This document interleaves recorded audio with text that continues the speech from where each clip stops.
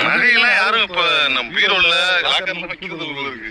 குப்பத்தொட்டி தூக்கி வச்சிருக்காங்க, சேஃப்டியா இருக்கட்டும். ஏன்னா நீ வந்து பீரோல வச்சாலும் வந்து எடுப்பா திட்டுப்ப. குப்பத்தொட்டி தானே எச்சி சோறு கிடக்கும், எச்சி கிடக்கும், மீந்து போன சிக்கன் இது கிடக்கும். அவ்வளவுதானே. அங்க போய் யாரும் நகை எடுப்பா அப்படின்னு திருட வரப்ப தூக்கி போட்டுருவாங்க. இவ்வளவு தமிழ்நாட்டுல எவ்வளவு விஷயம் ட்ரெண்ட் ஆயிருக்குது. நல்ல விஷயங்கள் எல்லா விஷயம் ட்ரெண்ட் ஆயிருக்குது. இப்போ ஒரு விஷயம் ட்ரெண்ட் ஆயிருக்கு பாத்தீங்களா? அதாவது தூய்மை பணியாளர்கள் கூப்பிட்டு பாராட்டுறது. அது தமிழ்நாட்டு தூய்மை பணியாளர்களை தமிழ்நாடு அளவுல இந்திய அளவுல இந்தியாவில் யாரும் பாராட்டல, உலக அளவுலாம் கூப்பிட்டு பாராட்ட ஆரம்பிச்சாங்க. பாத்தீங்களா? இல்ல தமிழ்நாட்டுல நிறைய காலேஜஸ்ல எல்லாம் கூப்பிட்டு பாராட்டி இருக்காங்க. அதனால அவங்களுடைய நேர்மையினால. அதாவது குப்பை தொட்டியில வந்து ஒரு 50 சவரன் 50 சவரன் வந்து நகை கிடக்குது. அதை எடுத்து கொடுத்ததுனால அவங்களோட நேர்மைக்கு பாராட்டு தெரிவிக்கும். நல்ல விஷயம். அவங்கள பாராட்டணும். நிச்சயமா வந்து நேர்மை ரொம்ப முக்கியமானது. அதுவும் ஏழ்மையில் நேர்மை